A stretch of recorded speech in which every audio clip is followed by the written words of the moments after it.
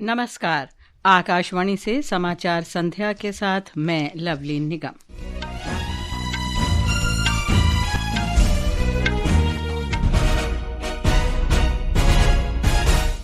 प्रधानमंत्री नरेंद्र मोदी ने India AI impact summit से इतर कई शीर्ष नेताओं के साथ द्विपक्षीय बैठकें की। केंद्रीय मंत्री अश्विनी वैष्णव ने कहा, समिट ने कई मायनों में बड़ी सफलता हासिल की। अवसंरचना में $250 अरब से अधिक के निवेश की घोषणा। गृह मंत्री अमित शाह ने कहा, केंद्र सरकार के नेतृत्व में भारत पाकिस्तान सीमा सहित सीमावर्ती क्षेत्रों में विकास कार्य हो रहे हैं। उन्होंने असम में जीवंत ग्राम कार्यक्रम के दूसरे चरण का शुभारंभ किया। सर्वोच्च न्यायालय ने पश्चिम बंगाल में मतदाता सूचियों के SIR में निर्वाचन आयोग की सहायता के लिए सेवारत और पूर्व जिला न्यायाधीशों की तैनाती का निर्देश दिया। और ICC T20 विश्व कप में ओमान ने ऑस्ट्रेलिया को 105 रन का लक्ष्य दिया। अब समाचार विस्तार से। प्रधानमंत्री नरेंद्र मोदी ने समिट के इतर स्लोवाकिया के राष्ट्रपति पीटर पेलेग्रिनी, श्रीलंका के राष्ट्रपति अनुरा कुमार दिसानायके, मॉरिशस के प्रधानमंत्री डॉक्टर नवीन चंद्र रामगुलाम, लिक्टेनस्टीन के राजकुमार एलोइस और संयुक्त राष्ट्र महासचिव अंतोनियो गुतेरेश सहित कई नेताओं के साथ द्विपक्षीय बैठक की। स्लोवाकिया के राष्ट्रपति के साथ व्यापार तथा निवेश, डिजिटल प्रौद्योगिकी, रक्षा, अंतरिक्ष, ऊर्जा, संस्कृति और जन संबंधों सहित विभिन्न क्षेत्रों में सहयोग बढ़ाने के तरीकों पर चर्चा की गई। श्रीलंका के राष्ट्रपति के साथ ऊर्जा, कनेक्टिविटी, बुनियादी ढांचा, स्वास्थ्य सेवा, कौशल विकास, संस्कृति, समुद्री अर्थव्यवस्था और अन्य क्षेत्रों में सहयोग की संभावनाओं पर चर्चा की गई। मॉरिशस के प्रधानमंत्री के साथ बैठक में दोनों नेताओं ने उन्नत रणनीतिक साझेदारी को और मजबूत करने के लिए मिलकर काम करने की प्रतिबद्धता दोहराई। संयुक्त राष्ट्र महासचिव के साथ बैठक में दोनों नेताओं ने AI को सर्वव्यापी बनाने और इस संबंध में संयुक्त राष्ट्र की रचनात्मक भूमिका पर भी चर्चा की। इलेक्ट्रॉनिकी या सूचना प्रौद्योगिकी मंत्री अश्विनी वैष्णव ने कहा कि AI इम्पैक्ट समिट कई मायनों में सफल रहा है। नई दिल्ली में श्री वैष्णव ने ये बात कही। This AI Impact Summit has been a grand success. यह AI इम्पैक्ट समिट कई मायनों में एक बड़ी सफलता साबित हुआ है। इसमें 5 लाख से अधिक दर्शक शामिल हुए हैं। उन्होंने बहुत कुछ सीखा और दुनिया भर से आए अनेक विशेषज्ञों के साथ संवाद किया। दुनिया के लगभग सभी प्रमुख AI कंपनियां इसमें शामिल हुई। साथ ही कई स्टार्टअप्स के नवाचारों को प्रदर्शित करने का शानदार अवसर मिला। Getting the opportunity to showcase their work. Shri वैष्णव ने बताया कि निवेशकों ने बुनियादी ढांचे में $250 अरब और वेंचर कैपिटल डीप टेक में $20 अरब के निवेश की घोषणा की है। आर्टिफिशियल इंटेलिजेंस के क्षेत्र में महत्वपूर्ण सभी प्रमुख देशों ने समिट घोषणा पत्र पर हस्ताक्षर किए हैं। उन्होंने कहा कि 70 से अधिक देशों ने पहले ही घोषणा पत्र पर हस्ताक्षर कर दिए हैं और ये संख्या 80 से अधिक होने की उम्मीद है।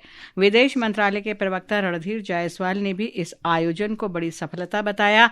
उन्होंने कहा कि सम्मेलन में विश्व के शीर्ष 20 नेता शामिल हुए और मंत्री स्तरीय स्तर पर दुनिया भर से 45 शिष्टमंडलों ने भाग लिया। सम्मेलन में 100 देशों का प्रतिनिधित्व था। समिट के 5वें दिन के कार्यक्रमों पर हमारे संवाददाता की report. Bharat AI impact summit के 5वें दिन दुनिया भर के तकनीकी अधिकारी, नीति निर्माता और उद्योग जगत के नेताओं ने भारत की बढ़ती AI क्षमताओं को विभिन्न चर्चाओं में रेखांकित किया। आज भारत औपचारिक रूप से पैक्स सिलिका गठबंधन में शामिल हो गया, जब भारत और अमेरिका के बीच रणनीतिक, तकनीक और सप्लाई चेन सहयोग को मजबूत करने की दिशा में एक महत्वपूर्ण कदम है। कल भारत AI इम्पैक्ट एक्सपो का आखिरी दिन है। प्रदर्शकों, नवाचारकर्ताओं और आगंतुकों की भारी रुचि को देखते हुए सरकार ने एक्सपो को एक और दिन बढ़ा दिया था। इससे विद्यार्थी, पेशेवरों और आम लोगों को प्रदर्शकों से मिलने और AI के व्यवहारिक उपयोग, डेटा सुरक्षा मानकों, नियमों के पालन और इसके वास्तविक प्रभाव को समझने का अधिक अवसर मिलेगा। अमन यादव, आकाशवाणी समाचार, दिल्ली। इलेक्ट्रॉनिकी और सूचना प्रौद्योगिकी मंत्रालय ने कल सम्मेलन के लिए एक परामर्श जारी किया है। इसमें पंजीकृत प्रतिनिधियों के लिए संशोधित प्रवेश व्यवस्था और सुरक्षा प्रोटोकॉल की रूपरेखा दी गई है।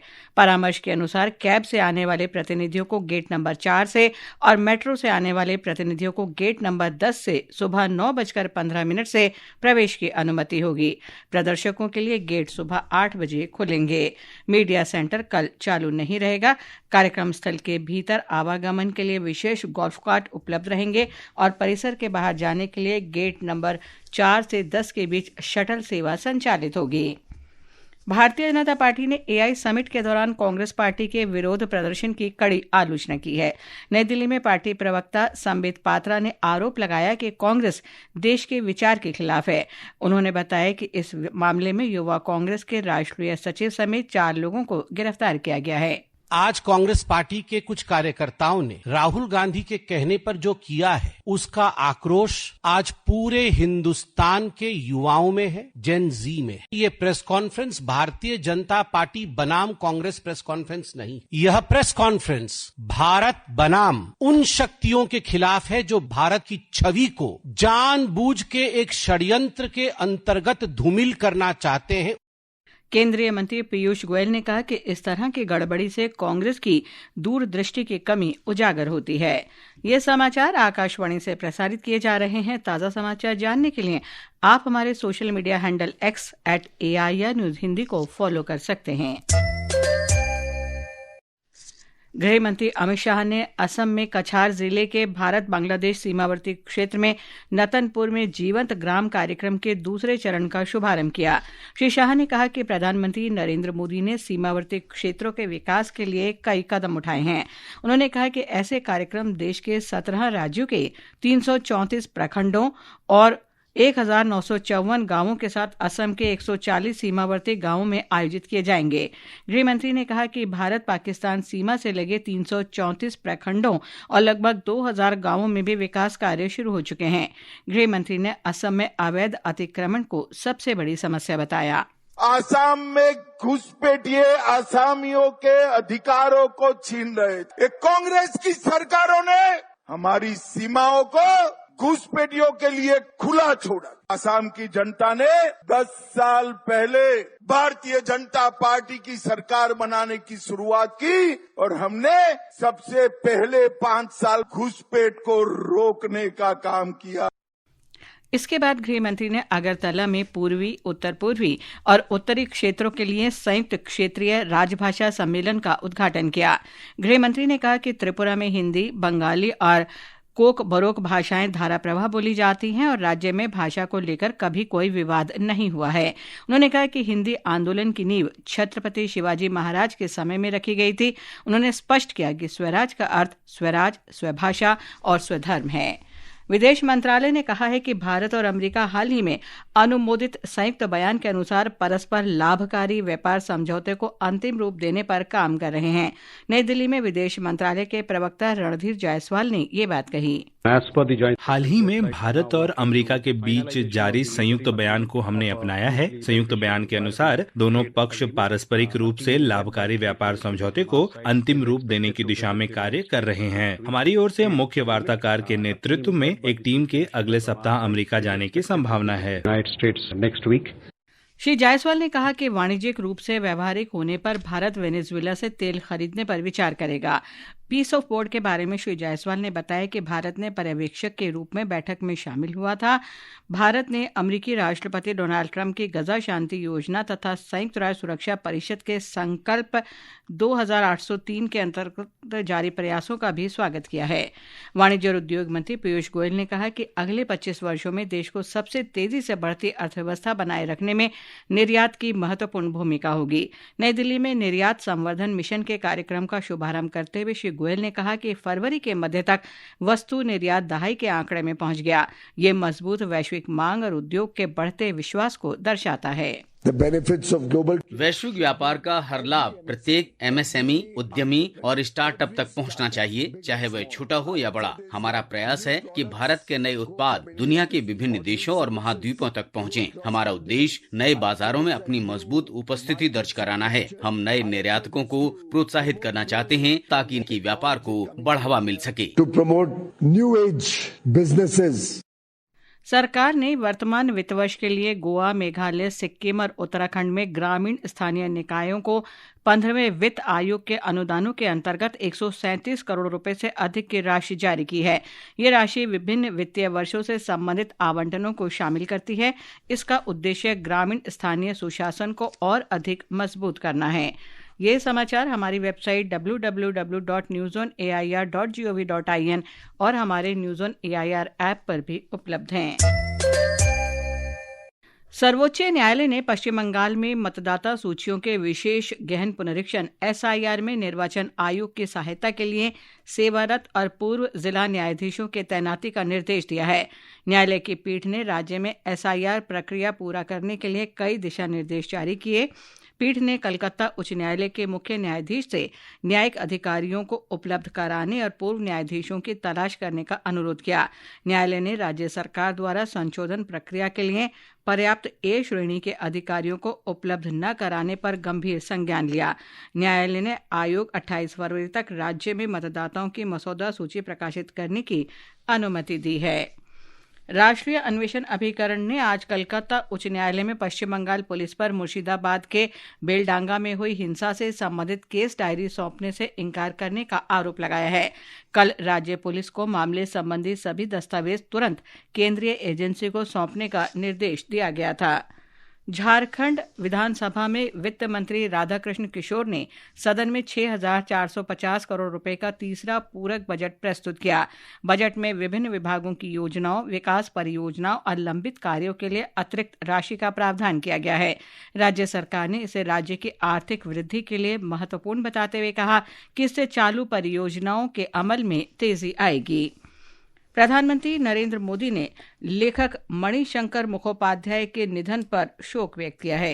श्री मोदी ने कहा कि मुखोपाध्याय बंगाली साहित्य के एक महान व्यक्तित्व थे और उन्होंने पाठकों की कई पीढ़ियों को प्रभावित किया और अपनी अविस्मरणीय रचनाओं के माध्यम से साहित्यिक जगत को समृद्ध किया है।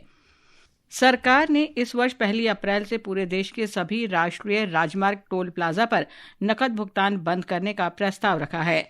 इसका उद्देश्य पूरी तरह से डिजिटल टोल प्रणाली बनाना और परिचालन दक्षता को मजबूत करना है।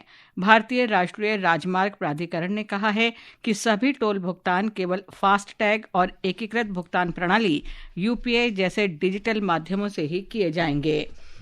जम्मू कश्मीर में 2019 के बाद पर्यटकों की संख्या में भारी वृद्धि हुई है।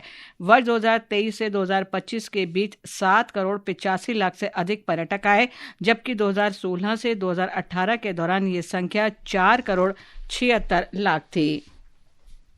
भारत और फिनलैंड ने आज संयुक्त समन्वय समूह के अंतर्गत रक्षा उत्पादन संबंधों को मजबूत करने और आपसी हित के क्षेत्रों में सहयोग बढ़ाने की प्रतिबद्धता की पुष्टि की।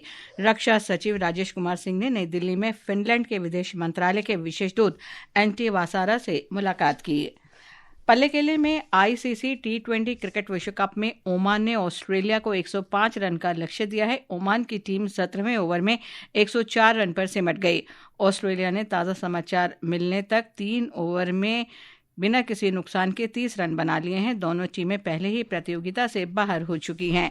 कल से सुपर 8 के मुकाबले शुरू होंगे। पहले मैच में न्यूजीलैंड और पाकिस्तान आमने सामने होंगे। वहीं भारत रविवार को अपना पहला मुकाबला दक्षिण अफ्रीका से खेलेगा। अमेरिका के सुप्रीम कोर्ट ने कहा है कि राष्ट्रपति ट्रंप के पास संघीय आपातकालीन शक्तियों के कानूनों के अंतर्गत लगभग हर देश पर एक तरफा व्यापक टैरिफ लगाने का अधिकार नहीं है। इस फैसले को राष्ट्रपति के प्रमुख आर्थिक नीति पर एक बड़ा झटका माना जा रहा है। मौसम विभाग ने अगले 2 दिन के दौरान तमिलनाडु, पुदुचेरी, केरल, माहे और कराईकल में भारी बारिश, गरज के साथ तेज हवाएं चलने और बिजली गिरने की आशंका व्यक्त की है। दक्षिण आंतरिक कर्नाटक में भी कल ऐसी ही स्थिति बनी रहेगी। मौसम विभाग ने बताया कि अगले 2 दिन के दौरान उत्तर पश्चिम भारत, मध्य भारत, गुजरात और महाराष्ट्र में अधिकतम तापमान में 2 से 4 डिग्री सेल्सियस की वृद्धि हो सकती है। और अंत में मुख्य समाचार एक बार फिर। प्रधानमंत्री नरेंद्र मोदी ने इंडिया AI इम्पैक्ट समिट के दौरान कई शीर्ष नेताओं के साथ द्विपक्षीय बैठकें की। केंद्रीय मंत्री अश्विनी वैष्णव ने कहा, समिट ने कई मायनों में बड़ी सफलता हासिल की। अवसंरचना में $250 अरब से अधिक के निवेश की घोषणा। गृह मंत्री अमित शाह ने कहा, केंद्र सरकार के नेतृत्व में भारत पाकिस्तान सीमा सहित सीमावर्ती क्षेत्रों में विकास कार्य हो रहे हैं। सर्वोच्च न्यायालय ने पश्चिम बंगाल में मतदाता सूचियों के SIR में निर्वाचन आयोग की सहायता के लिए सेवारत और पूर्व जिला न्यायाधीशों की तैनाती का निर्देश दिया। अमेरिका के सुप्रीम कोर्ट ने राष्ट्रपति डोनाल्ड ट्रंप की टैरिफ नीति को गैर कानूनी बताया और ICC T20 विश्व कप में ओमान ने ऑस्ट्रेलिया को 105 रन का लक्ष्य दिया। इसके साथ ही समाचार संध्या का ये अंक समाप्त हुआ। नमस्कार।